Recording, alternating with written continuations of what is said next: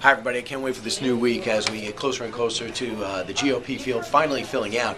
Word of it, 3 major candidates could be jumping in. Does that just show you how vulnerable President Obama seems now as opposed to 5 months ago when Governor Huckabee, Mitch Daniels, and Haley Barbour said, I just can't win, so I'm not going in. So we're going to be talking about that, and also we're getting a sense of what President Obama's plan is going to be, his economic plan is going to be. Well, his first plan is tell how bad George Bush was. Robert Gibbs, count them, 5 separate times blamed the economy inherited. Here we are almost 3 years into his regime. I was staggered to see David Axelrod do almost the same thing. Meanwhile, the president, I think he should take a vacation, fine. But I just find it odd that Secretary of State Hillary Clinton is telling Assad to step down.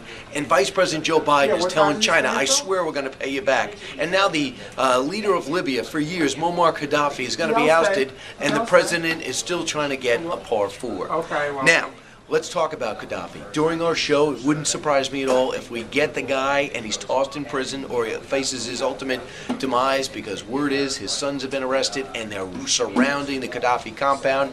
Why would elite security forces be fighting to the death if they weren't protecting their main man inside? We'll find out. We're going to be talking to Bret Baier, who's fresh off Fox News Sunday. Judith Miller, who's met and interviewed Gaddafi countless times, as well as his sons. She's got a great insight into where we're heading and some of the opposition forces. Charles Gasparino is going to unwind what's happening on Wall Street, what oil prices are going to do now that Libya could be turned over to the rebels, and so much more. Middle East expert Waleed Ferris will talk about Libya, why that is different than what's happening in Syria, how that plays into the power of Iran, and our other regimes feeling unsteady. Andrea Tanteros will talk about, from the 5, we'll be talking about what's happening with the GOP. Rick Perry, I think the tremendous week he had, well, so many are criticizing him, and also the chance of Paul Ryan, the chance of Rudy Giuliani, and the chance of Sarah Palin jumping into this race.